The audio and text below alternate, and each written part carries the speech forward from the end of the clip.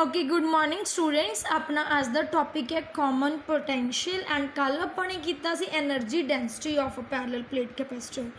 Common potential के लिए तुहाडे कोल की आ, देखो अपने मान लो दो पैरेलल प्लेट कैपेसिटर लै लो, ठीक है। एक दी बैटरी अपने लै ली, आ बैटरी लै ली, इनू बैटरी थ्रू अपने चार्ज अप करता, ये अपने जिहड़ा वोल्टेज है पोटेंशियल है वो V1 लै लिया, कैपेसिटी C1 लै ली एंड चार्ज इहदा अपने लै लिया Q1। ओके जी। एवं एक दूसरा कैपेसिटर लै लो तुसी पैरेलल प्लेट कैपेसिटर, जिन्हों आपने चार्ज अप करता through a potential through a voltage V1 through a battery and potential उहदा V2 लै लिया, चार्ज अप उहदा Q2 लै लिया एंड उहदा कैपेसिटी लै ली C2। हुण अपने कॉमन पोटेंशियल फाइंड करना है तो आप की करांगे, मान लिया अपने भी इन्होंने दोनों को अपने चार्ज अप करता, जो चार्ज अप करता दैन इन्होंने जी बैटरी है वो अपने की करती शेयरिंग करती। शेयरिंग का मतलब आपने पैरेलल प्लेट कैपेसिटर बनाते है ना, इन्हें जो चार्ज है जी इन्हों वोल्टेज है जोड़ा पोटेंशियल है अपने कॉमन करता, मतलब इन्हें जी चार्जिंग आ वो कॉमन करती की लै लिया अपने V। समझ आ गई गल, क्लीयर हो गया। इत्थे अपने अर्थ किया हुआ से तो मैंने बार बार बनाने की लोड़ ही नहीं है ना, ये तो तुहानूं समझ आया ही होया, ठीक है। आ अपने कॉमन पोटेंशियल V करता, यदी वैल्यू फाइंड करनी है तो मैंने उपर लिखा होएगा let C1 C2 are the capacities of the capacitors charged by batteries and V1 V2 with the potential between of these plates. Okay जी, समझ आ गया। चलो हुण अपने कॉमन पोटेंशियल फाइंड करना है V।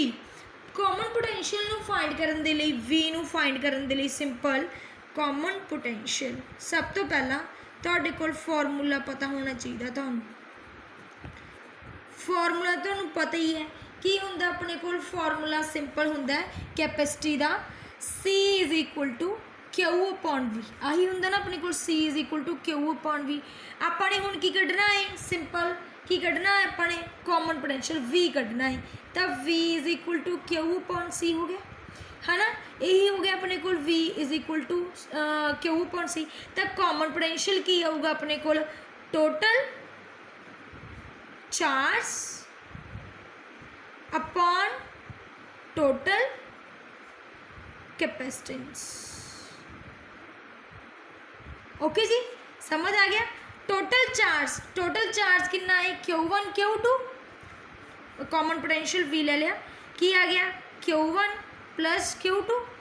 टोटल कैपेसिटेंस कितनी है C1 प्लस C2, आही होगी ना C1 प्लस C2। ओके हुण देखो आपको पता है V is equal to Q upon C है, तो C V is equal to Q होगा। सिंपल जे अपने Q1 की वैल्यू कढ़नी होगी Q1 ਇਹਦਾ Q ਦੀ वैल्यू C1 कैपेसिटी है, पोटेंशियल की है V1, C1 V1 and Q2 की वैल्यू की होगी C2 V2। ओके पुट करो तो अपने को कॉमन पोटेंशियल की वैल्यू आ गई C1 V1 plus C2 V2 upon C1 plus C2। ये आ गया अपने को कॉमन पोटेंशियल। कॉमन पोटेंशियल का फॉर्मूला सिंपल की आ गया, it depends upon the total charge per unit total capacitance. Okay जी, हुण इहदा आपां एक स्पैशल केस भी इहदे नाल ही कर सकते हैं। स्पैशल केस की है,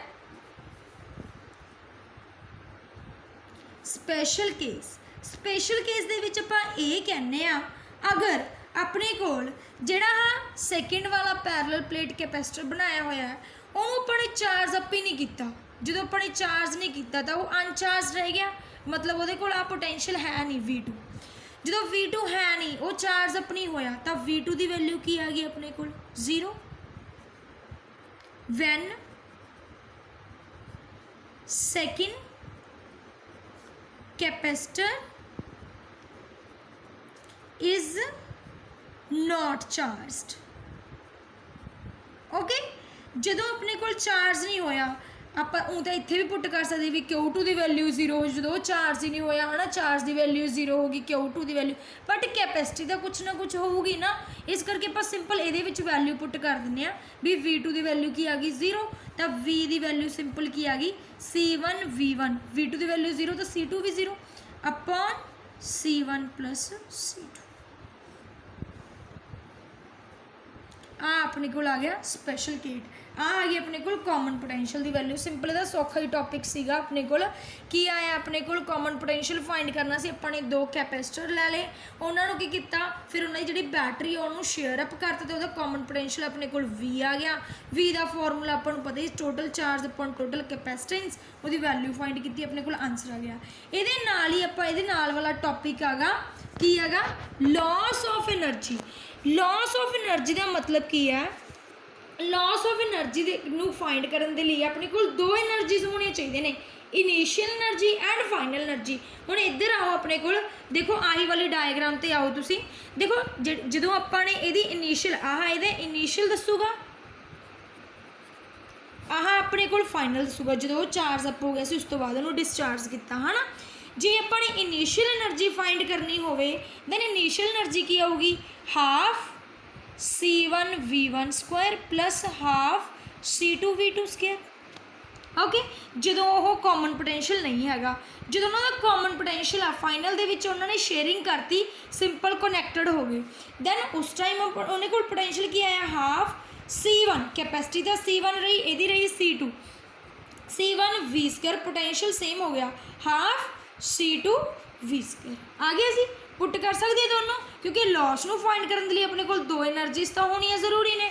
दैन अपने लॉस कर लिया पहला इनिशियल एनर्जी, इनिशियल एनर्जी तुसी की लिखो half C1V1 square plus half C2V2 square.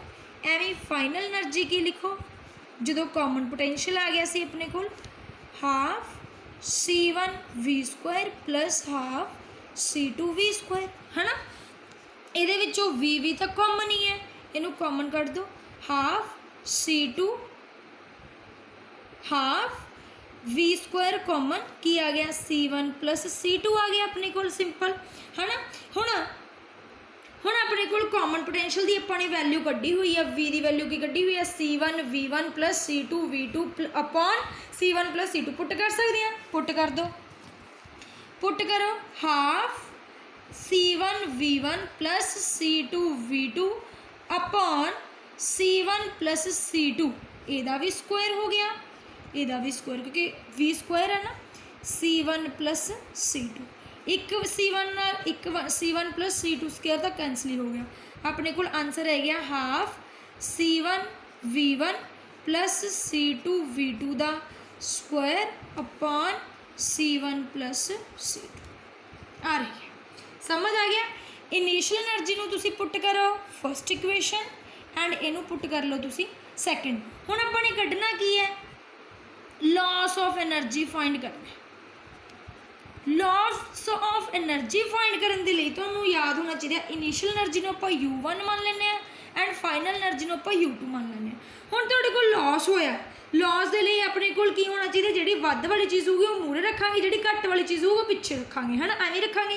तो इनिशियल एनर्जी के ज़्यादा एनर्जी सी ना, दोनों पोटैंशियल सैटअप सीगे, ये अपन देख के भी पता लग रहा है भी सब तो ज़्यादा एनर्जी की होगी जी इनिशियल होगा, मतलब जो पहला सैटअप सीगा वो हायर होगी U1 higher energy and lower energy, higher potential minus lower potential, higher की इनिशियल एंड लोअर की नीचे वाले का फाइनल वाले का। दैन आप कर सकते हैं loss of energy total energy U is equal to क्या गया U1 माइनस U2 आ गया। तो U1 की वैल्यू फ्रॉम फर्स्ट इक्वेशन की है half C1V1 square plus half C2V2 square minus second equation तो U2 की वैल्यू लिख लो half C1V1 plus C2V2 the square upon C1 plus C2 आ गया जी। हुण तुसी की करोगे, हुण सिंपल तुसी की करोगे अपने को बस सॉल्व ही करना, होर कुछ नहीं करना। करो सॉल्व, की करोगे पहले तो सब तो पहला सारिਆਂ ਦੇ ਵਿੱਚ हाफ आ रहे ना, उन्होंने कॉमन करो, कॉमन कर लिया की आ गया half C1V1 square plus C2V2 square minus हुण इत्थे फॉर्मूला पुट कर सकते ना A प्लस B का स्क्वायर, की फॉर्मूला पुट हो जू अपने को A प्लस B का स्क्वायर की हो गया A square plus B square plus 2AB, A C1V1 है एंड B की है C2V2 पुट करो, इनू पहला माइनस मूरे ना ब्रैकेट च रखियो C1 square plus V1 square plus C2 square V2 square plus 2C1 V1 C2 V2 ਦਾ स्केयर। ओके जी, upon ਇਹਦੇ नीचे की है अपने को C1 प्लस C2। ओके, चलो नैक्सट स्टैप ਦੇ ਵਿੱਚ ਆਪਾਂ ਕੀ ਕਰਾਂਗੇ, ਨੈਕਸਟ ਸਟੈਪ ਦੇ ਵਿੱਚ ਆਪਾਂ ਲਵਾਂਗੇ ਐਲਸੀਐਮ। ਨੈਕਸਟ ਸਟੈਪ ਦੇ ਵਿੱਚ ਤੁਸੀਂ ਐਲਸੀਐਮ ਕਿਸ ਤਰ੍ਹਾਂ ਲਓਗੇ, ਹੁਣ देखो C1 प्लस C2 ਇਹਦੇ ਨੀਚੇ ਹੈ, ਇਹਦੇ ਨੀਚੇ ਤਾਂ ਹੈ नहीं ना, ਜਦੋਂ ਇਹਦੇ ਨੀਚੇ ਸਾਰੇ ਦੇ ਨੀਚੇ ਲੈ ਕੇ ਆਉਂਗੇ ਤੁਸੀਂ ਐਲਸੀਐਮ C1 प्लस C2 ਤਾਂ ਦੋਨਾਂ ਦੇ ਨਾਲ C1 प्लस C2 ਹੋਊਗਾ ਨਾ, ਮਲਟੀਪਲਾਈ ਹੋਊਗਾ, ਇਹਦੇ ਨਾਲ ਤਾਂ ਕੱਟ ਹੀ ਜਾਊਗਾ, ਇਹਨਾਂ ਦੇ ਨਾਲ ਦੋਨਾਂ ਦੇ ਨਾਲ ਮਲਟੀਪਲਾਈ ਹੋਊਗਾ। ਕਿਵੇਂ ਹੋਊਗਾ ਦੇਖੋ, C1 V1 square C1 plus C2 M bracket ਦੇ ਵਿੱਚ ਲਗਾ ਦਿਓ, ਪਲੱਸ ਫਿਰ C2 V2 ਦਾ ਸਕੇਅਰ C1 प्लस C2। आ जी चीज़ है इनू एज इट इज़ रख दो, देखो जी माइनस है ना वो सारे नाल लग जूगी ना, C1 square V1 square minus C2 square V2 square, ध्यान नाल कर लो 2C1 V1 C2 V2 आ गया अपने को सिंपल। हुण अपने की करना है, हुण इनू आ वाली ब्रैकेट नू खोल दो, ब्रैकेट नू खोलो C1 C1 नाल कीता C1 स्केयर V1 स्केयर, हुण तुसीं C2 नाल करो C1 C2 V1 ਦਾ ਸਕੇਅਰ, ਫਿਰ ਹੁਣ ਆ ਬ੍ਰੈਕਟ ਖੋਲ ਦਿਓ C2 C1 V2 ਦਾ ਸਕੇਅਰ C2 ਦਾ ਸਕੇਅਰ V2 ਦਾ square minus C1 C1 square V1 square minus C2 square V2 square minus C1 C2 V1 V2। नीचे आ गया अपने को C1 प्लस C2 आ गया ना अपने को C1 प्लस C2। हुण की आया अपने को हाफ, हुण देखो कुछ कट देगा, आ कट देना C1 V1 square minus C1 V1 square cut दो, आ भी कटदा C2 स्केयर V2 स्केयर, आ भी कटदा ये भी कट दो, की रह गया C1 C2 V1 दा square plus C1 C2 V2 दा square minus 2 C1 C2 V1 V2 upon C1 plus C2 आ रह गया। हुण देखो सारिਆਂ ਦੇ ਵਿੱਚ ਕੀ कॉमन आ रहा, C1 C2 C1 C2 C1 C2 common कर सकते हैं ना आप, है ना, कर दो फिर कॉमन कर दो, अपने को की आ जाऊगा हाफ C1 C2 कॉमन करता, पिछे की रह गया V1 का स्केयर V2 का स्केयर माइनस 2 V1 V2 का square upon C1 plus C2 आ गया। तो अपने को आंसर आ गया C1 C2 A square plus B square minus 2AB की होंगे अपने को A square plus B square minus 2AB is equal to की आ गया अपने को A माइनस B दा स्केयर। तो मतलब A की है B1 एंड B की है V2 और V2 दा whole square upon C1 plus C2।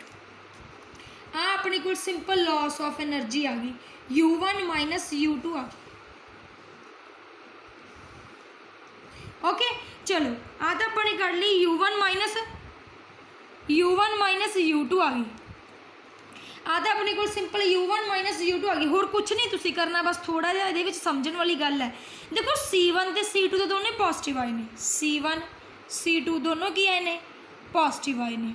आपां नूं ये भी पता भी potential is always additive in nature, V1 and V1 minus V2 भी पॉजिटिव है, V1 माइनस V2 का स्केयर इज ऑल्सो पॉजिटिव, है ना। तो जो ये पॉजिटिव है तो अपने को की होगा U1 minus U2 is always greater than 1। समझ आ गया ना गल, तो आ सारा पॉजिटिव आ गया, आ सारा पॉजिटिव आ गया, दैन ये वैल्यू तो ग्रेटर दैन 0 होगी ना हमेशा ही, इसलिए U1 minus U2 greater than 0।